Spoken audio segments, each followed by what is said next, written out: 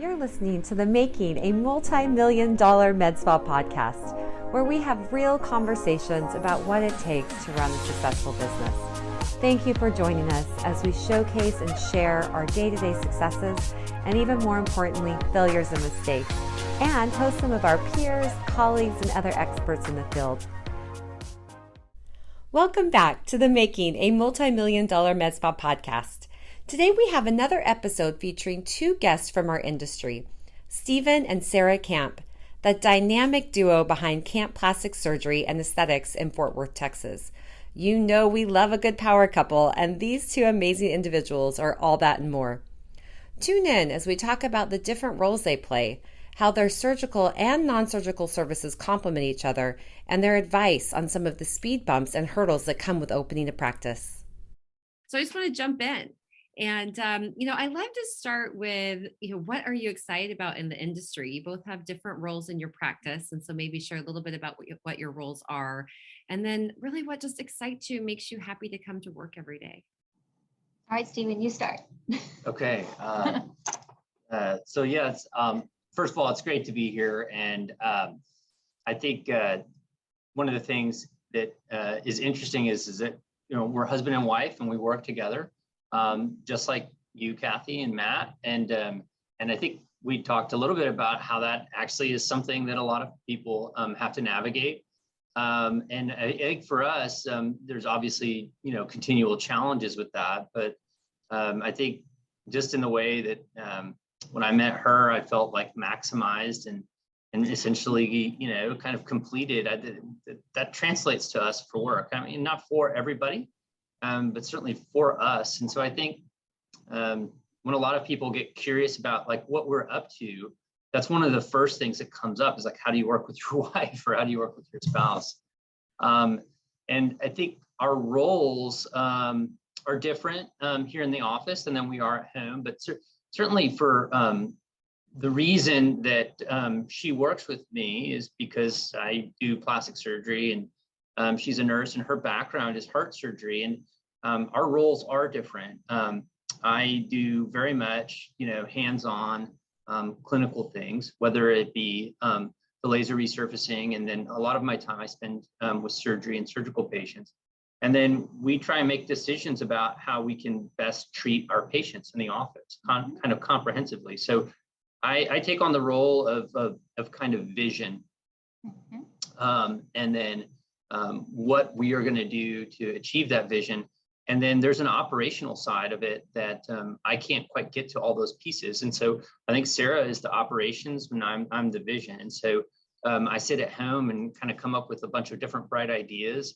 And she tells me when I'm being absolutely silly or that's not so smart. You might want to rethink that. We might have had a few of those conversations as well. So I think, for me, there's no one else that I could feel this free and open with my vision. And so in that way, I think any person that gets into aesthetics needs to figure out how to maximize what they see themselves being happy doing. And then who's going to help them deliver. Okay. And so every industry fights that challenge.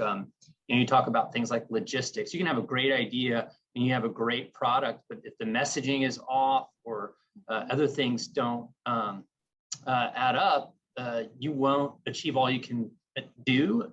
And even worse, you might even fail. So that's what I tell a lot of people, young plastic surgeons, other people that we see at like different trade shows or Sciton type events. Think about that. And so I think the way you asked that question was brilliant. And I didn't even know how to answer that. I would say when I started, and I think that's the way I feel about it now. So it's I get to think about all these kinds of things with the most trusted person that I could imagine. I think that's what makes it really work for us. And while I'm pretty good at coming up with a bunch of different ideas, I do not like doing a lot of like checklists and timeline and deadline stuff. I mean, it's not my favorite thing to do. I feel like that is separate from the creative juices that got me into aesthetics. But Sara loves this. She says this all the time. I'm going to take a break here, but she says, spreadsheets are my bed sheets. And it's not entirely true, but it's I not love entirely that a wrong. lot. I mean, just so much. Yeah. So that's what I do. I think about how things are going to meet our patients in the moment. And Sara goes, here's how we're going to make it happen, you know, and it includes, you know, things like budgeting, it includes like timeline, it includes marketing, which I like the term messaging better than I do marketing, because I feel like no matter what we do, you have to have a conversation with somebody, and you have to get along. This is true with friends. This is true with sports teams, go Chiefs. And my son loves Patrick Mahomes. Okay. Yes, so Patrick Mahomes isn't so at any rate, there's a Dallas, Kansas City connection, you know, so it goes way back. But and so I mean, Sara is as good as anyone I've ever been around at taking these kinds of concepts and then making them happen. And so she turns my vision into reality. I'm the dreamer and she's the realist, or maybe not. Well, you always say, Steve and I put way too much stuff on both of our plates. So that's what I'm really good at. The buffet. Yeah. Well, I just think it's so interesting because, you know, I mean, I'm married to a dreamer, a big vision guy, and I love the details. Yeah. I really have to work through the details, and, you know, not that I catch them all and I'm perfect at any of that, but like we have these conversations and it's like, you know, there's just so many details that go into executing and making it happen, and to have two people, you know, doing that together, and it looks, you know, just so successfully. So Sara, how do you see it? Well, I'm actually terrible at details. But I'm great at delegating. So I always say delegate or die. So I have the most amazing team of girls that work with us. I think we're up to 12 now. We just hired one more person this week. And our team is wonderful. We really don't have much turnover at all. So we've been in practice for about 6 years. And almost everybody's been with us the whole time. And what I'm most excited about every day is coming into work. And so who can really say that? Not many people. But even on my days off, I always somehow end up here. How is it that you've gone so many years with so little turnover? Well, kind of like y'all. I mean, you've always been a vision to me. Like, I've loved watching you, Kathy, for years, even though you didn't know who we were, but I was like, they're so awesome. And so I just think it's, it's the truth though. I think y'all are amazing. And so I think it just means hiring people that you think are wonderful people. So you can always train people to do almost anything. But if you hire good people with good hearts and souls that you want to be around every day, because my gosh, if you could see, we actually have 5 of us officing in this one little room right now because we're building our building, which y'all have done. It's right next door. We're going from 2,200 square feet to 10,000 in about 6 weeks. Yay! So exciting. Congratulations. Thank you. But there's 5 of us right now in this office. So we are together a lot. Like, there's no hiding, and we laugh all the time, but we don't have turnover because we are a family. We have hard conversations, we have easy conversations, but we are like, it's all out there. I mean, we have embarrassing conversations a lot too. I mean, whoa, I know everything about them. Yeah. But that's the type of people that I like to hire. And so they're our family. And so I'm all about just getting to know my people. I know their families, I know their husbands, I know their kids. They know, obviously, my husband, but they know my kids too. And so that's why I feel like we don't really have staff turnover. We've had some, because that just happens in life. But you ask the question, what makes you excited? That's one thing. The other thing that makes me excited, and you're probably the same way, is aesthetics is becoming more commonplace in the United States. Like, you live in Kansas City, you live in Leawood. I used to live there, so I know right where you are. I saw that on your bio. Yeah, I lived there in the early 90s. And wow, that in the early 90s, we used to be embarrassed. Like, I don't highlight my hair. This is my natural color. What? Now, obviously, we admit that. And 10 years ago, people wouldn't admit that they had Botox. Well, now everybody's like, yeah, I'm going to my Botox treatment. And so posting about it. right? And they're proud. Mm-hmm. And I'm hoping that in the next 10 years, more and more people will be open and happy to talk about what they do in aesthetics. And that's what I'm excited about. So, and we're on the cusp. Yes, and I think, with your business, it's different than ours in that you have plastic surgery, as well as all of the medical aesthetic pieces from lasers to injectables and all of that. How do you see it as kind of different from the medical spa world versus some of the similarities? I think that they have to be complementary of each other. And so we, as I said, we office all together, like in this one little room, but we want our patients to know that we want you to do everything if that's part of the world that we don't want you to think of them as separate. And so say you get a facelift, well, that beautiful skin should look beautiful, not just pulled. So a BBL and a halo are wonderful things you should add in, and maybe some medical grade skincare. So if the skin doesn't look right, but it's pulled correctly, we haven't done the right thing for that patient, right? And so you understand, yeah. Yeah, it just blows my mind. I mean, Matt and I, we bought another building. We're moving in Congratulations. And we're in the middle of gutting it right now. We're going to take the top floor and then we're renting out the bottom. And our dream is to have a plastic surgeon that works in the building that we can refer to, because we have a number of plastic surgeons that we have known and worked with in Kansas City for for a long time, and continue to send people to them. But I just love that synergy. I just think for us, it would be so wonderful for us to have a plastic surgeon that worked in our space, that we could say, oh, go right downstairs. And I think, you guys have that. And it's a beautiful thing to be able to offer your clients, for those that want the surgical side or those that want the non-surgical side. It's all in-house. Yeah. I mean, I think I'm just trying to sit back and absorb this. And I really like where you left off right there, about having kind of that comprehensive ability to have plastic surgery and non-surgical services complementing each other. And I think that's the essential key. I think as I go back into my training, when I started learning about plastic surgery, the field of aesthetics wasn't what it is today. Even laser technology was not what it is today. Injectables was not what it is today. And I think that there was this feeling about either or versus better together. And what excites me, I think, the most about aesthetics, I think that's one of the key things that I love talking to people like you about, and other people at our meetings, is that the better together, or the synergistic phenomenon. And it's energizing. I could tell you, when I do just one thing over and over and over again, and only are involved in one small spectrum of it, there's tendency to feel like you're getting into a rut. You lose a little bit of your energy and momentum, and there's only so many ways to recreate a certain procedure and keep it feeling fresh. And with non-surgical services paired with surgical services, there's always a way to make something that you're already doing better.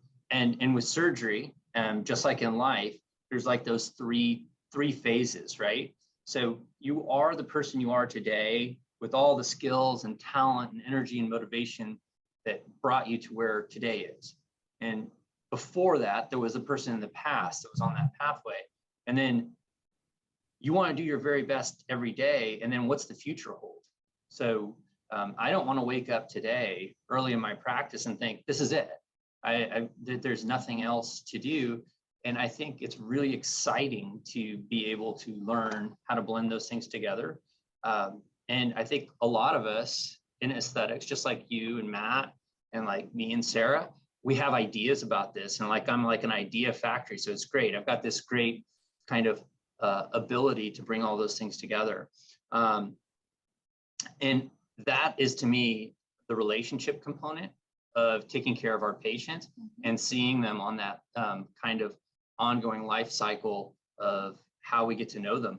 I often, when I see a patient in my office who, let's say that they're 35 or 40 years old, and they've got young kids, and they want me to do things that relate to moms. I tell a lot of people that 80% of my patients are moms. And so I feel like that is a mood, a moment in life that I've gotten very, very, very familiar with. And I want them to have something that is going to be something that really works. I want to do something for them that works. It makes a difference. It has to be safe. It has to be amazing. And it has to last. It has to give value. Okay? Because that's, I mean, you know, we think about that with every purchase we make for our family. And that's basically the hallmark of taking care of a mommy makeover type patient.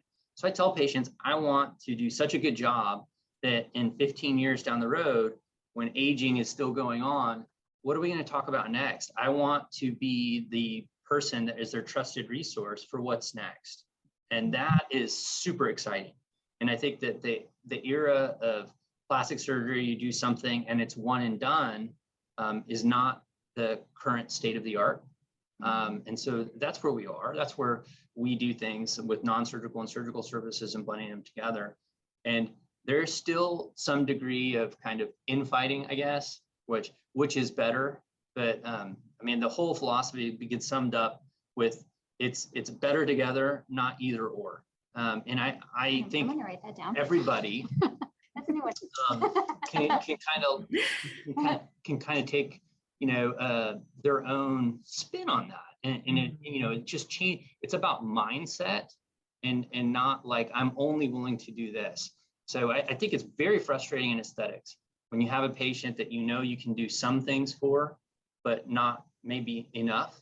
So they're there and they want you to help them and you want to help them. But let's say that they have a surgical concern about heaviness on their jawline, which is a jowl that needs to be surgically lifted. And as frustrating as it is, there isn't a laser or a filler that truly corrects that concern. And so you're better off avoiding something you can't correct than you are offering them something just because it's what you have. And so there's been this kind of ebb and flow of learning together where non-surgical stuff and surgical stuff figure out how they take best care of the person. I do want to throw in like a bit of wisdom that I picked up from you and Matt. It's like early on in our partnership with, you know, Saiton, you know, I heard you guys talk about the Nordstrom way, and immediately after that, we bought the book and read the book. And I think that there's a lot of different ways to embed consistency and loyalty within your med spa or your plastic surgery practice or your business in general. The Nordstrom way has a lot of things that are parallels in that. And so we've read a lot of different business books when we decided that we wanted to do this together. And that one was just another kind of brick in the wall, so to speak, for us. And it's about developing something that's a culture. And if you read these books, you'll find examples of stories where they take care of customers. They take care of customers as they approach their weddings. They take care of those same customers as they moved on from getting married to having kids. Now they're preparing for their own kids' graduations and weddings. And I think that was very impactful for me. So that's what I look forward to probably more than anything is that we have a growing life cycle of a relationship with our aesthetic patients, whether that's surgical or non-surgical. And I think we're learning how to message that it is this, it's a relationship for us to give you your best quality of life, all these steps along the way when you're ready to do them. And that's fun. That is a blast. Well, I think too, if you look at 15 plus years ago and how technology has changed night and day, right? But that it continually, whether it's the technology or the products or the things that we're using in our industry, but it's ever changing and ever growing, which gives us the ability to like ever change and ever grow and put together better solutions for our clients than what we could do 5 or 10 or 15 years ago. And for me, I think, you know, it's just one of the things that I absolutely love about what I do is that, you know, I kind of accidentally got into this field early on and have never left, you know, for those reasons, because there's so much within it to do. And I think, you know, being able to, for us, not having the surgical side, but but partnering with surgeons so that we have that option, because I never want to overpromise and underdeliver. It's got to be the other way. And so I think that there's so many more procedures that get us closer to like the results are getting better and better, and the downtime's getting easier, which is also helpful. Yes. But then it continues, like our patient base continues to grow. Our clients continue to grow. Clients that wouldn't have come to us 5 years ago are now coming in because of technology like Moxie, or things that are super simple that will get them kind of eased in without some of the bigger procedures that result in a little bit of downtime. And the downtime is easy, and stuff isn't as painful as it used to be either. Right. I mean, Definitely. What's your all-time favorite treatment right now? Like, what could you not live without? Moxie is awesome. I actually just signed myself up for one next Thursday because I haven't had one in a couple months. I was going to do it today, but I have an event tomorrow night. So I swell really bad. Oh, I swear I was going to do it last week, and somehow I'm like, how have I not done it yet? And we're actually going to Scotland on Tuesday. Fun. And so, but it's going to be rainy and overcast. I thought I should just do it. Yeah. I should just travel to Scotland with a Moxie treatment. What's the big deal? I mean, I love surgery. I just, I'm down with plastic surgery. It's definitely. You don't want to ever look overdone. So I'm like once every 5 years, just a little tweak here and there. So you never want to be that plastic surgery wife that looks silly. Oh, you look amazing. Well, thank you. I know a guy. That's always our joke in the office. We know a guy. we know a guy. We got a guy for that. I got a plan. What's been one of the most difficult pieces to your business, whether it's something that you've overcome, whether it's with a client or with each other, with your team, with technology? Just what have been some of your growing moments? I mean, the easy answer, of course, would be COVID, but that's kind of boring. So, that was hard.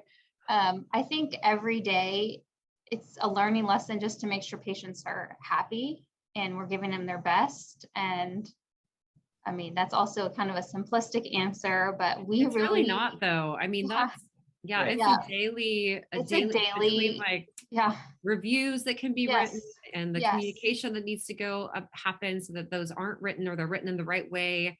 I mean, truly. And the busier you get, the more clients come through the door, the more of that happens is, I mean, I'm really proud of our staff, which I already said, but every day our team, I'm proud of them. They work to make updates and changes that are for the better. And so no one here is afraid of change, which I love about them. But every day we're like, what are we going to do for this patient, that patient, for the community, like every day.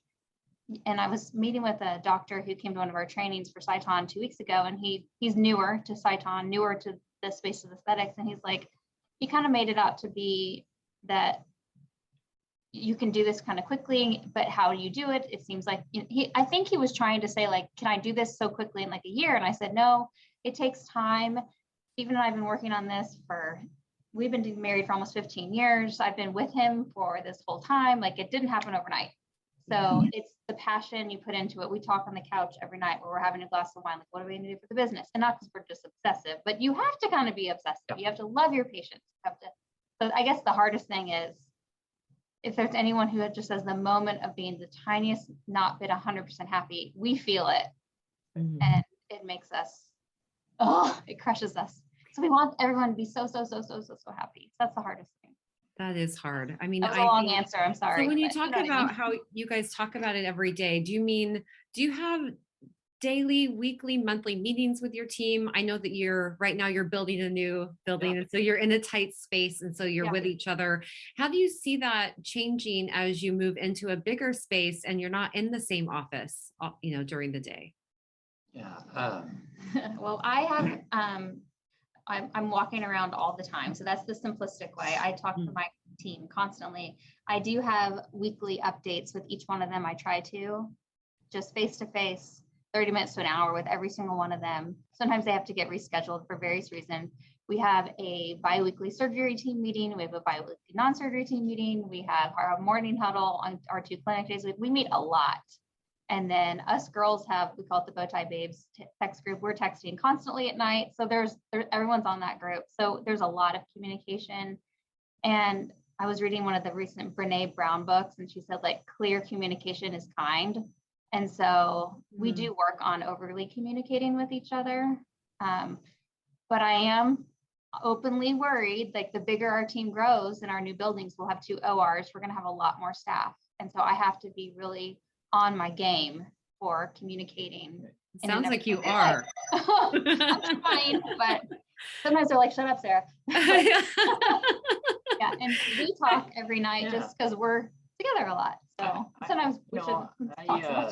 I think I see things in a very similar way with maybe a slightly different spin. In complete fairness, the hardest thing, and I think perhaps internally, what I wrestle with the most is risk. And so that's number one, is how do you manage risk? And then I think the secondary thing is, I think you talked about it with how do you make sure that you're continually meeting the mark, expectations. Have they been one place and have they now gone to a different level? And I think they have.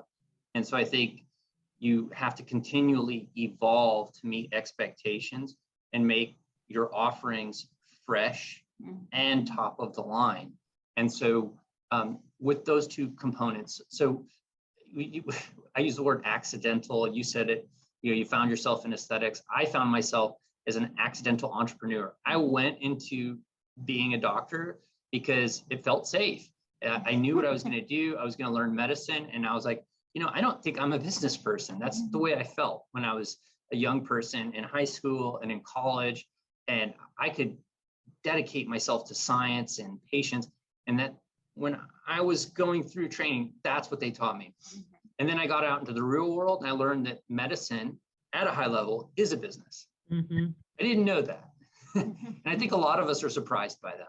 And so you either decide to do something about it or not. And so I became an accidental entrepreneur, and learning about risk and what that meant and how to say, this is an opportunity, not a liability, was something that got me involved with opening my own practice, my first devices, deciding to make the leap to bring in laser resurfacing into our office. I was already doing surgery.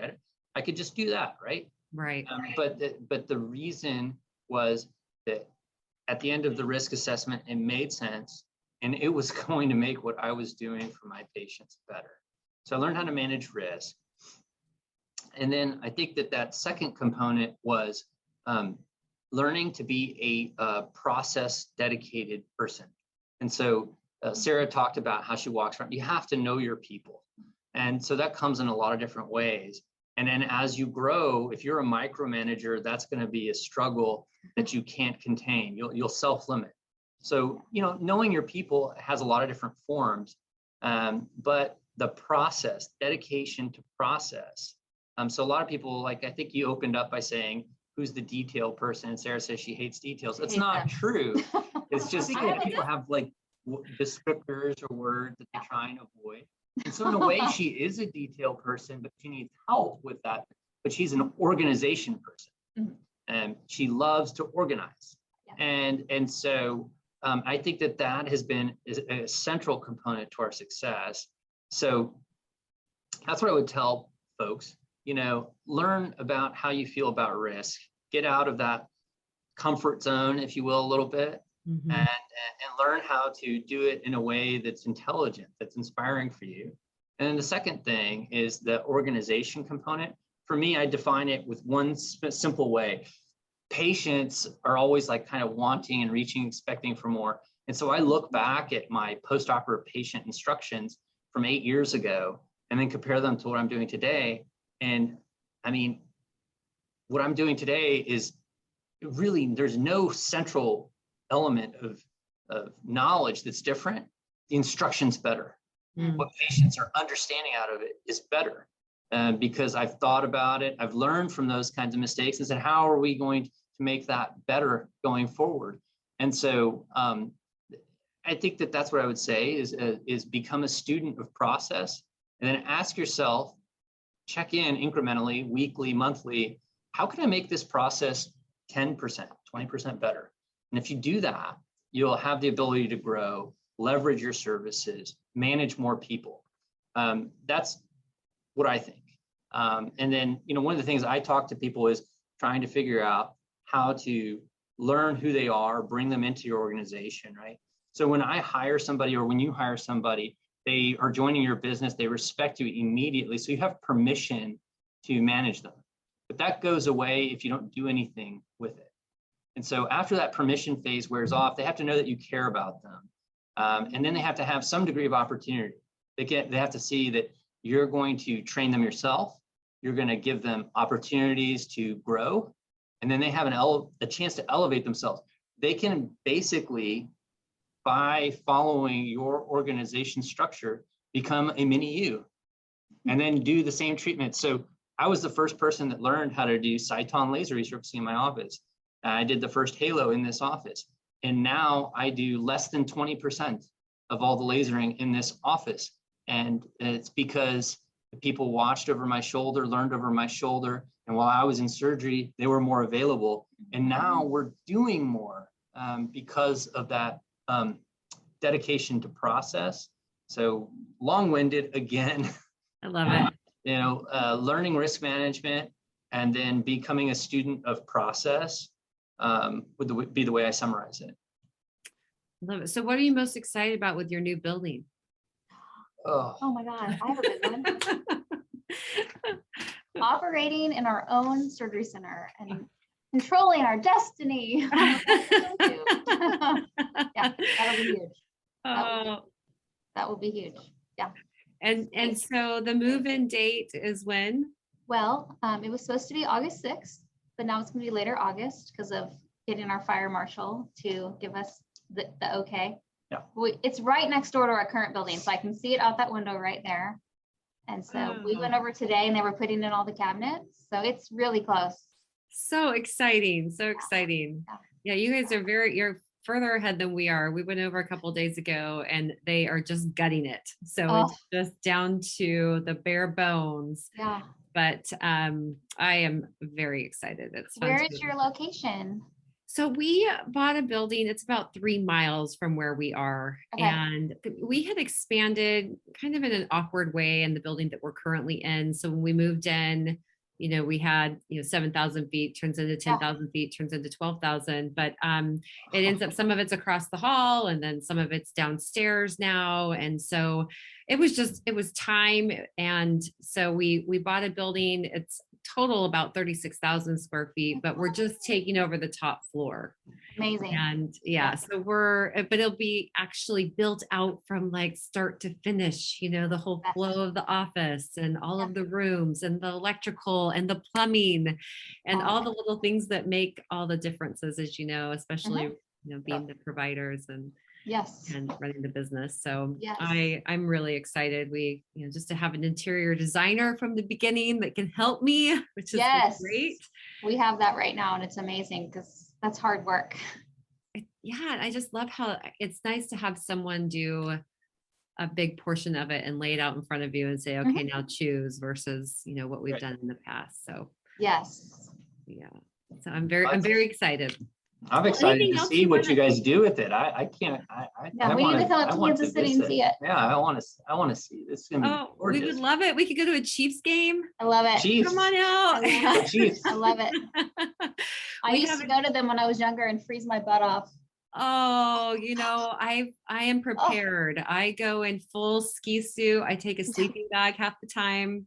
Yeah. They all laugh at me, surrounding me, but I'm just like, I don't care. I'm warm. Yeah. So it all works out. We have a tailgating bus. We're kind of all in. We'll create the full experience for you. I've seen the golf cart, the traveling road show. I've seen it. I'm like in pictures, I'm down for it. I love football, so I'm ready. Oh, I think from Texas, you have to love football, don't you? Yes. They kick you out. Yeah, and our kids love football, so they're being raised right. Yeah. I do too. Both my parents were raised in Texas, and so I was raised around football, which makes Matt very happy because he loves it as well. So We're our excited. family. Yep. I'm ready for football season to start. I'm like, what are we doing right now? So What do we do on Saturday and Sunday? There's nothing to do. Yeah. Hold on here. Monday Night Football just broke out. I thought we were talking about aesthetic. Oh, yeah. Sorry. Oh, well, thank you both for joining me today. I really appreciate all of your words of wisdom and how you're always so willing to share, Sure. what you've been through and the growth that's happening. And, I've seen that as you've traveled around the country and speaking at Sciton events and different things. I've just always been so impressed. And so just can't thank you enough for coming on and sharing with our Mint family as well. Well, it was a blast. We appreciate you. And yeah, we got to come visit and bring our team up to see the magic that y'all do. When's your next big event? September. Oh, it's soon. It's soon. So we always do it's usually the third week. This year we're doing the fourth week in September, but it's always a Thursday in September. So we'd love to have you all out and listen to some live music during the event, have a glass of wine. I know we really need to come. Like we have been talking about y'all's events forever. Like we need to learn how to do. We've never been able to have events in our current building, but our new building, we made a party patio on it just to model after what y'all are doing. We want to model after y'all. You have a party patio? Yes. Sort of. It's That's what I call it. Will you send me pictures? What is this going to look like?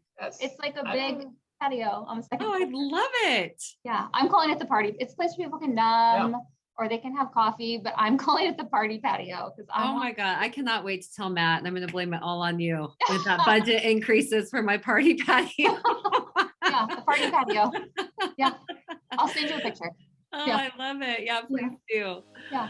All right. Well, enjoy the rest of your week, and I hope to see you soon at one of the Sciton meetings. Thank you for tuning in to the making of a multi-million-dollar med spa podcast.